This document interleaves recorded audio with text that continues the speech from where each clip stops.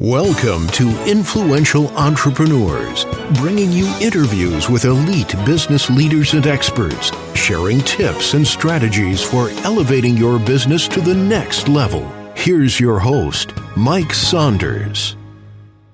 Hello and welcome to this episode of Influential Entrepreneurs. This is Mike Saunders, the Authority Positioning Coach, and we have today with us Susie Carder, who is a profit coach, speaker, and entrepreneur. Susie, welcome to the program. Thank you so much, Mike. I really appreciate you sharing me with your audience, and I'm so excited to pour some juicy nuggets into them. Well, I'm excited to learn right along with them, and I see in your bio you say you've helped over 100,000 entrepreneurs increase their revenues by more than 3,000%. So I'm excited to learn from you, but give us a little bit of background. You know, you're a profit coach, so yay, let's talk about profit. That's what everybody needs. But what led you in your career to have that level of expertise to then focus on helping entrepreneurs in this manner? Well, my clients actually gave me that title, right? That's the best way to get it. Right. I was a little more boring. I'm like, I'm a strategist. They're like, no, Susie, that's not what you do. I'm like, it's not? Okay, like, enlighten me. No. Right. I'm like, well, what do I do? Because that's what I'm selling. Yeah. They're like, no, you show us the money. You find us money everywhere. You're the profit coach. I'm like, I love that. I wish I could say I created Thank you. it. But I have an ability to see money everywhere in people's businesses, right? You know, if I look at 15% of our financial success is based on our technical ability, our vocation, right? The skill set that we do, what every entrepreneur is like, I want to do my dream and my passion. But that's only 15% of our financial success. The other 85% is our sales strategy. It's our marketing strategy and our hook. It's our operations, this is how we do it here, and then our finance. And so what I work on is you're great at your 15%. You're the expert at that. I'm not the expert at that. I'm great at the 85%. And the first thing I do when I work with a client is look at their money. And a lot of entrepreneurs, 88% of small businesses aren't profitable. They want to stick their head in the sand. I don't want to look at the numbers. I don't want to look at, I don't like math. Math isn't fun. Well, listen, I got a newsflash. Math is money, and money is fun. You may not like math, but the money part, because the freedom it gives us, the opportunity it gives me in my life is completely unrecognizable. Because I determined a long time ago, I'm a little seasoned. I've been doing this a long time, right? So I've been in business for 35 years. I've been doing this side of the business for 20 years, and it's just fun. Once I realized that everything boils down to a formula, and when you know the formula, it works. Like you're a marketing strategist. You know what to do and what not to do. Well, somebody that has no idea, they're trying all these things that aren't working. And you just look at them and go, listen, let's just work on this. Don't do that. And that's my job, right? I like to give financial spreadsheets that are fun and easy because I'm not a CPA. I'm not an accountant, bookkeeper, any of that. I'm an entrepreneur, right? I do have my PhD, and I've worked really hard for that. That's my public high school diploma. Right. And I have a ton of education. My education is just non-traditional. If I needed somebody like yourself, I'm like, oh, I need a marketing strategy. Let me go find them. Let me go learn from them. Let me coach them. Let me go find the best of the best in that industry. And in my early days, whether that was buying their book, if I couldn't afford to hire someone like you or someone like me, I'd go get their book and study it and implement it. Implementation, as much as I know, is half the battle. Yeah, because knowledge, I always love saying this. People love to think knowledge is power, and they're like, yeah. And I'm like, no, knowledge is potential power. You got to do something with it, right? Exactly. Right. The action and implementation is where the true power lives. Mm-hmm. I can implement. I might go in the wrong direction, but I'll see I'm going in the wrong direction immediately, right? Because we're looking at, wait, is this paying off? Because as entrepreneurs, we do have to shift with the times. Like, let's face it, look at where we all are at right now. Everyone that is thriving in business completely shifted their model when the pandemic hit. Right. Yeah. So it's like, what am I doing differently? I still have clients or friends. They're not necessarily clients waiting for this to get over with. I'm waiting for it to get over. It's not over. It's a new reality. We've got to figure out how to do business in our new reality. Yeah. The past is the past. Yeah. And I think that point you're making right there is a shift in mindset, and that applies to pandemic, schmandemic, whatever, because when the pandemic is, over or the new norm or whatever. We're going to have this, we're going to catch our breath, and then there's going to be something else that comes up. It might not be a pandemic. It might be a financial thing, like what happened in the economic crisis of 07-ish. For me, it was like the crisis of 07 to 10 or 12, because it just, kept on and kept on. It's all in how we handle it and how we respond to it, but not react to it. Mindset. And I know that's a big thing that you teach, is mindset as it applies to your business, right? Yeah. And we realize that our money mindset, right? Again, when I'm working with entrepreneurs every single day, and I've been doing this for a long time. And the patterns I'm seeing is just the fear of money. And that is part of it's generational, part of it's legacy, part of it's from our grandmothers and grandparents and aunts and uncles, part of it's from your community. Some of it's inherited. You don't even know that it's there. So I want you to take the blinders off and go, what is my money mindset? And reinvent it. Look, I grew up poor. And I don't mean the kind of poor, Mike, where we were poor and we didn't know it. Oh, no, dude, we knew we were poor, right? We had 9 kids. Bobby, Ronnie, Stevie, Terry, Jody, Shelley, Susie, Kelly, Debbie, right? 9 kids, 1,200 square feet, 11 people in 1,200 square feet, right? Wow. I look at my house, and then I look at my parents' house. I'm like, where did we all sleep? I know we all slept there, but I look at that tiny, tiny house. I'm like, holy cow, how did we all fit in the kitchen, right? It's crazy, right? My dad was in the military. My mom was a seamstress. So everything that we learned growing up was struggle, and money was hard, and the man's not going to pay you. Whoever the man is, I still don't know who the man is, right? Because I didn't let the man get in my way. I'm like, look, I'm an entrepreneur. If it's meant to be, it's up to me. If I don't get paid, it's because I didn't do my work. And so I had to shift my mindset early. And it wasn't conscious in the beginning. It was just I knew I didn't want to grow up poor. I knew I didn't want to have to do the things that I had to do as a kid just to survive. Right, eating government lunches and government cheese and, feeling the shame because we were poor. I'm like, wow, I don't want that for me. So I became an entrepreneur. And I found early on, I found myself, my dad, when we were kids, he said, listen, when you're 18, move out, go get a job, go get married. That's your job. I'm like, I can do that. I didn't know anything about picking a husband, right? But I found one. He had muscles, checkbook, and a car. I thought that was, okay, I got a husband. That was not how to check get a husband. Well, it's just like there's more to it than, muscles, car, and a checkbook. The same way as there's more to starting a business than filing for an LLC and putting your shingle out or, putting up your website. There's so much more to it than that. So you have had some success in building multi-million-dollar businesses. Obviously, we don't have 4.5 months here to speak about how to do that, but in 4.5 minutes or whatever, what are some of the tips that you have seen? Like, look, I've got the machete and I've been blazing my trail through the jungles. Here's what to avoid, some of the bigger things to watch out for. Yeah, the first thing I really realized that most entrepreneurs don't spend the time doing is putting their plan together. It doesn't have to be a serious business plan, although I do recommend my students do that, and we put our business plan together because that's the flagship. Right. So when I bring somebody onto the team, if I'm bringing you as a marketing strategist on, we're looking at, here's my plan, Mike, here's what I want to do, and then you can do your genius. A lot of times our plan is all in our head. And you can't bring team on. You can't get really clear on who that ideal qualified client is if you don't have it written down somewhere. So write it, get it all out of your head. Take that time to get it out of your head. The second thing is put your financial plan together. How much money do you want to make? How much money do you need to make? And how many clients do we need to get to make that? A lot of clients, they're pulling pricing out of their hiney. They're making it up, which I know that's the entrepreneur way, but there's a formula. And then if you need to charge $1,000, $2,000, $5,000, $10,000, whatever the number is, where are you going to find those clients that are qualified to get that?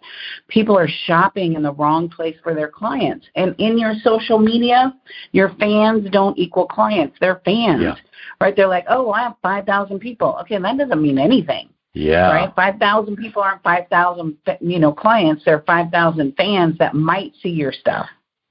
So it's really, again, is putting that 10 units of energy in to get 1 unit of result. Once we get the momentum going, we put 1 unit of energy in to get 10 units of result.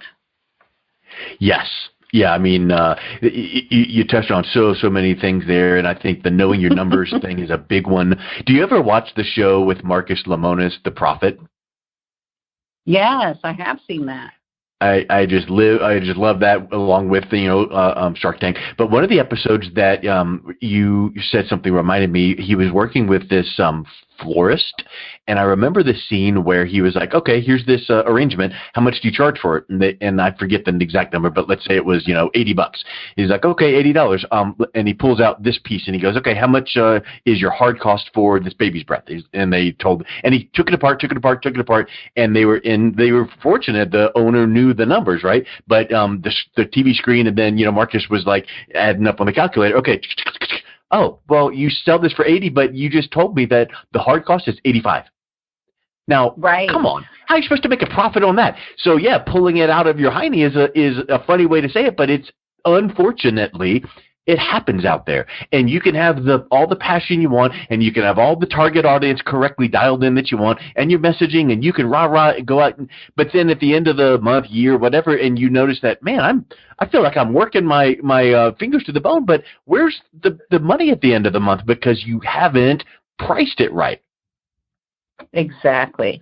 So we have in our chapter 8, Math is Money, Money is Fun, because I did that same thing in my early business days, right? And it's funny that you said that it was $5. Well, $5 times 300 clients was $1,500. $1,500 times 12 months was $18,000. So you're losing because people pull their pricing out of their hiney, but they're also pulling it from what the competitors are doing. Well, listen, the competitors are just as dysfunctional as you are. Don't pull it from their pricing, right? That doesn't mean, that's not the end all be all, right? It's really about your overhead plus your profit. Profit is planned for. So in chapter 8 of my book, Power Your Profits, I give you the formula to how to price your services, right? I make math is money, money is fun. That's the title of the chapter because I hated doing math. I hated looking at this, and I felt like the biggest ding-dong every time I was in a room with my CPA or accountant. I'm like, well, there's got to be an easier way. There's got to be a way to speak in entrepreneur language because I'm a creative. Right? I'm a creative. And then I realized, Mike, that math is creative. Math is a creative energy. And once I really tapped into that, I was like, oh, my gosh, I can make as much money as I choose with a plan and a strategy and the right team. Right. Here's something that pops into my mind. And so what would you say to a client that says this? Maybe it's a coach or consultant that is pricing their service package at X number of dollars, and they really kind of like, Mr.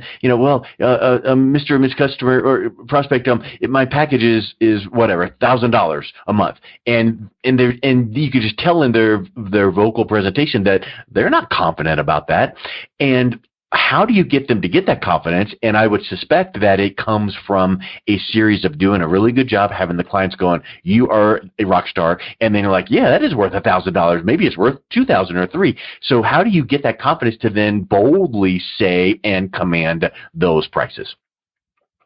Well, listen, I'm expensive, but you're not paying for my time. You're paying for my expertise and the results I help my clients get. Yeah. Right. So what I want everyone on this call to do is first I want you to write down what are the results, not the process, the results, like your topic, right? Marketing strategist. Well, that's so generic, but what's the result, right? So I help my clients, you said it in my bio, to up to 3,000%. What's a no-brainer is a 50% increase inside of your gross line and then on your bottom line. So you want to put what are the results you help people produce. I save clients money. On average, we save clients 33% in their spending just by playing a game, right? When you look at what are the results you help people produce, that's where the value starts to come in. And if you go, I don't know, then great, that's your first bit of homework. Yeah, because a lot of clients don't. Right. They don't go get the research of what happened because even if you're doing some kind of personal development, I know for me and probably you as well, we've spent a ton of money on my personal development. My net worth will only go as high as my self-worth. Let me say that again. My net worth will only go as high as my self-worth. So I have to work on my mindset. I have to work on my beliefs and my values of who I am. Because if you have a poverty mindset and you're afraid to talk about money and you're afraid to talk about pricing, you'll never break that ceiling. You'll always stay what we call an upper limit conversation where you're nervous, right? And I really find that number is to be about $500,000. Right? People are comfortable, they get there, and then they just keep hitting this wall, right? And then the next level is $1 million, right? They can get to 998,000, and then they stop, right? I had a client for 2 years. We'd get right to that precipice, and then it was like she's like, "Oh, I worked so hard, I got to slow down." No. This is where I want to put the foot on the gas. Yeah, right. And work so smarter. It's looking at and work smarter to go. Wow, we're so close. What do we need to do? Like, I like to break it down into what I find with entrepreneurs. We can either manage the dollars or we can manage the units. Because I can say, Mike, go sell 10 of these things. And you go, oh, okay, that's easy. Well, those 10 things might equal $1 million. But if I said, go do $1 million, you're like, whoa, I don't know if I can do that. Yeah. That might be too big, right? So I like to break it down in both. And then I get a sense of, should I coach him in the unit or should I coach him in the dollar? I'm going to slowly bringing you into what your underdeveloped strength is so that you can look at your numbers, you can look at profitability. And I teach clients from day one, we have to plan for profit. Profit is not the money that's left over. That's not your paycheck. Profit is the value I bring as a business owner to my business. So I want people to go, oh, we weren't taught that. I wasn't taught that. In all the seminars I went through, in all the years that I've done, nobody really taught me that. I'm like, oh, my business really, truly isn't a business until there is some profitability. Outside of that, it's a job, right? And profitability ties to what you just said about value. So your fee that you charge your clients for your service is not the hours you spend doing it. It is the decades you've spent perfecting it. Correct. And that's valuable, right? So really looking at all those indicators.